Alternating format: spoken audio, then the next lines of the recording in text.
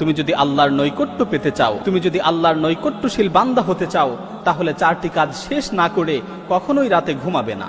প্রথম কাজ, আল্লাহ ইয়ানামা ওয়ালাহু ওয়াজহুল আরদি খাসামুন। কারো সাথে ঝগড়া বিবাদ চলছে, এই ঝগড়া বিবাদের মীমাংসা না করে রাতে ঘুমাবে না, কারণ তোমার মৃত্যুর ব্যাপারে তো কোনো গ্যারান্টি নেই।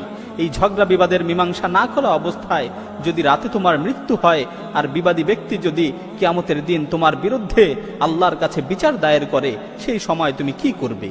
দ্বিতীয় কাজ, লা ইয়ামবাগি লাহু আইয়ানামা ওয়া ক্বাদ বাকিয়া আলাইহি ফারদুম মিন ফারাইদিল্লাহ।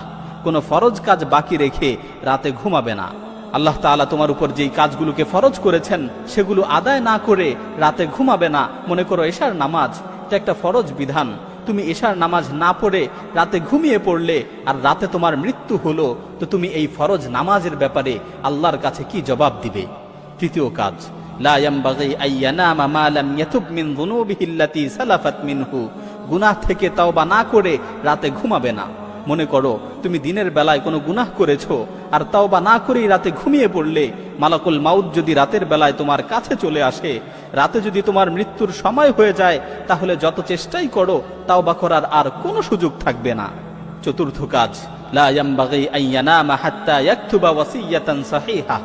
ঘুমানোর পূর্বে উত্তম একটি ওসিয়ত না লিখে ঘুমাবে না, কারণ তোমার মৃত্যুর তো কোনো নিশ্চয়তা নেই। রাতের বেলায় যদি তুমি মৃত্যুবরণ করো, তাহলে ওসিয়ত করার আর কোনো সুযোগ থাকবে না, তাহলে ওসিয়ত করার আর কোনো সুযোগ পাবে না। সুতরাং মৃত্যুকে সুনিশ্চিত মনে করে, মৃত্যুকে নিকটবর্তী মনে করে এই 4টি কাজ করে তারপর রাতে ঘুমাবে। যদি তুমি এই 4টি কাজ করতে পারো, তাহলে তুমি আল্লাহর নৈকট্যশীল হতে পারবে।